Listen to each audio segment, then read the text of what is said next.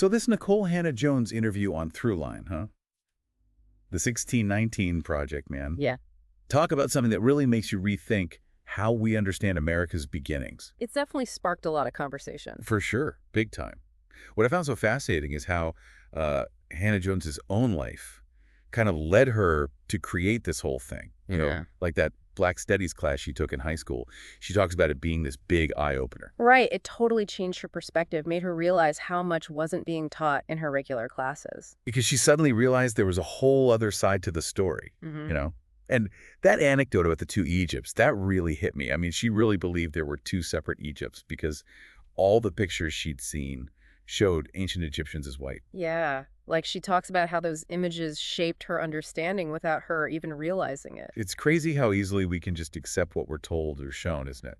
Absolutely. It highlights how much power those in charge have to shape the narratives we all grew up with. And it seems like that's what Hannah Jones is trying to challenge with the 1619 Project. Like she's trying to reclaim that power. Totally. And you can see how she's been inspired by people like Ida B. Wells, who wasn't afraid to speak truth to power, no matter the cost. Yeah, you can definitely see that connection, especially with how she's chosen to use Ida B. Wells as her Twitter handle.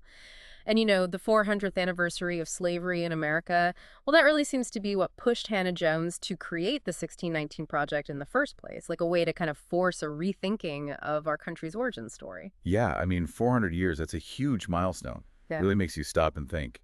What I found wild is that even some people at the New York Times, a place known for its in-depth historical coverage, they weren't fully aware of just how important 1619 was. Shows you just how deeply ingrained that traditional narrative is, huh? Almost like we've all kind of inherited this blind spot when it comes to certain parts of our history. Definitely. It's like we're only seeing a partial picture. And one of the ways Hannah Jones addresses that is by really focusing on how we use language. Like her whole argument about saying labor camps instead of plantations is such a powerful example. Yeah. It changes the whole feeling, doesn't it? Like, plantation can sound almost peaceful, but labor camp, that's way more accurate in terms of what those places actually were. Yeah, Brutal and inhumane. right. It strips away the romanticism and forces us to confront the true horror of it all. It shows how the words we choose can really shape how we understand and feel about the past. And for Hannah Jones, this isn't just some theoretical debate. You can tell how much of this is personal for her, especially when she talks about her father, a veteran, facing so much racism, even after serving his country. Yeah, it really adds this whole other layer of depth to the project. Makes it clear that these aren't just abstract historical arguments. It's about real people and real lives that have been impacted by this history. And then there's the whole part about the American Revolution and the 1619 Project's argument about slavery being a big factor in why the colonists decided to rebel. I mean, it's something some historians definitely disagree with. For sure, it's a very controversial claim. Hannah Jones, though, she's pretty adamant about it. She says her research is solid, based on credible scholarship.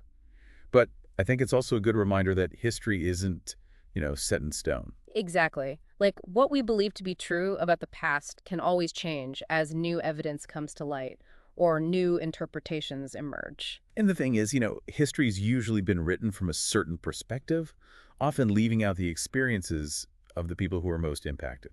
Yeah, like in this case, the voices of the enslaved people themselves, their perspectives, their experiences, those have been largely missing from the traditional accounts. And that's exactly what Hannah Jones is trying to do with the 1619 Project, bring those voices to the forefront, give us a fuller picture of what really happened. A more honest and nuanced understanding. And that's a big part of why there's been such a strong backlash against the 1619 Project, especially from, well, the right. Yeah, a lot of pushback for sure. I mean, we've seen politicians straight up using it as, a way to get people riled up, saying it's like un-American and all that. It's almost like it's become this symbol in the whole, culture wars thing going on. Right. Hannah Jones, she makes a good point, though, about how some of this backlash might be because people are afraid of what could happen if we really start to grapple with, like, systemic inequality. It's interesting, isn't it? Like maybe some people are scared of, I don't know, maybe policy changes or something if we start really digging into how racism is baked into our systems. Yeah, maybe. And it's not just coming from the right either. Some folks on the left have some criticisms too, like saying that the 1619 Project doesn't really talk enough about class and how that plays into everything. True. You're always going to have different perspectives on history, right? It's complicated. There's no one perfect way to tell the story of, the past. Yeah, for sure.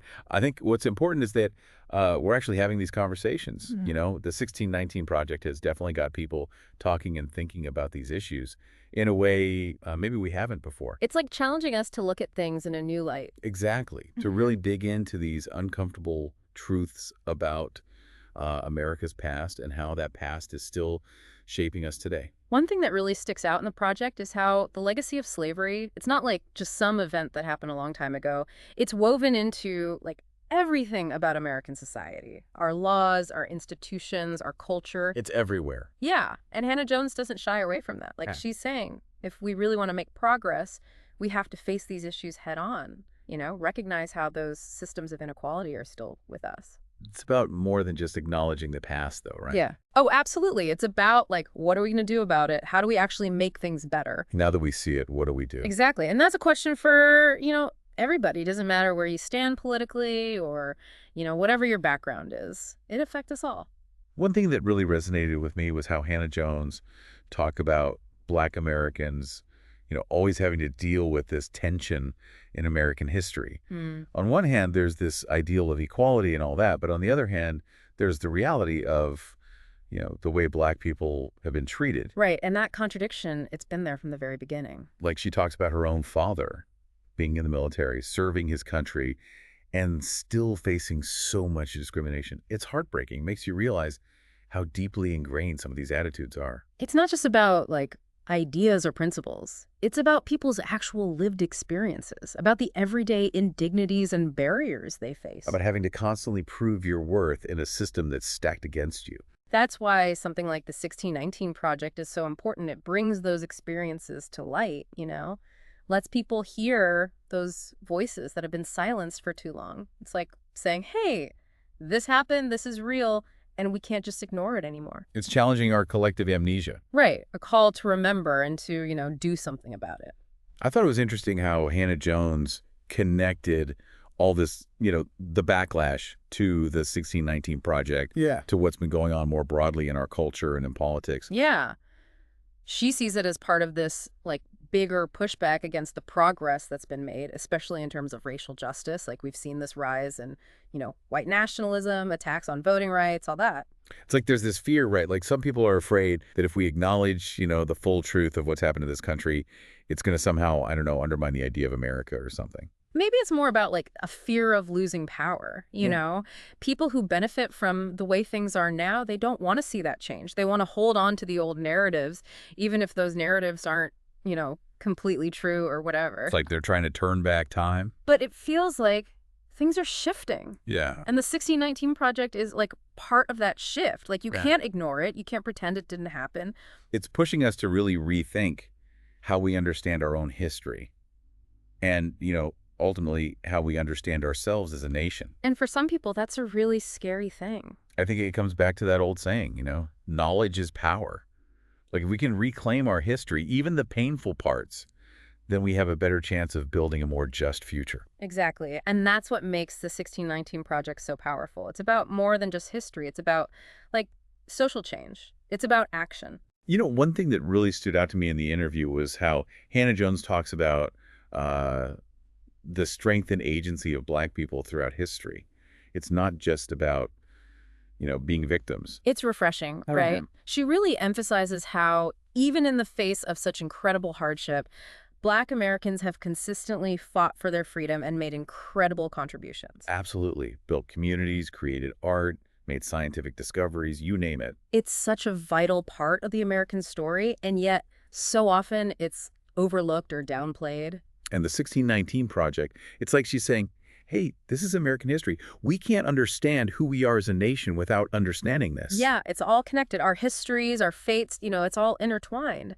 And the 1619 Project reminds us of that, of the immense debt this country owes to Black Americans. Yeah, and it's not about guilt or anything like that. It's about recognizing the truth. Right, and using that understanding to build a better future, a more just future. It's like she's saying, let's acknowledge the past, learn from it, and then work together to create something better. I love that. And the project itself, it's a testament to that spirit, that resilience, all that Black Americans have achieved, despite facing incredible obstacles. It's really inspiring. And it brings us back to that idea of collective memory, right? Yeah.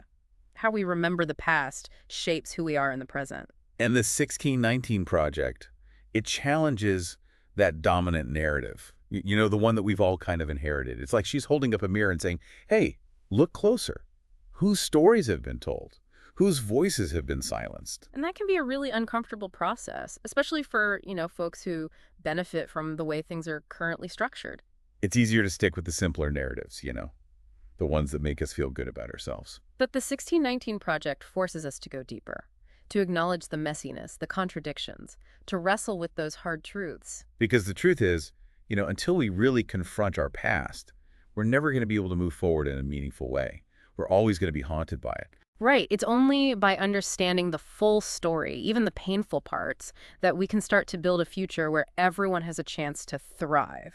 And, one thing I found really hopeful in all this is how Hannah Jones talks about the power of young people. Yeah, she talked about how the 1619 Project has really resonated with students and teachers, sparked these amazing discussions in classrooms. Like a whole new generation is engaging with these issues in a way that, maybe we haven't seen before. It makes you think that maybe, just maybe, really change is possible. I know. That's what gives me hope. Young people aren't as tied to the old ways of thinking. They're more open to new perspectives, more willing to challenge the status quo. And ultimately, that's what the 1619 Project is all about, right? It's about giving people, especially young people, the tools and the knowledge they need to create a more just and equitable world. Absolutely. So, all of you listening out there, consider this your invitation. Take a look at the 1619 Project, explore it, wrestle with it, and see what it means for you. What would it mean for you to rethink your understanding of American history?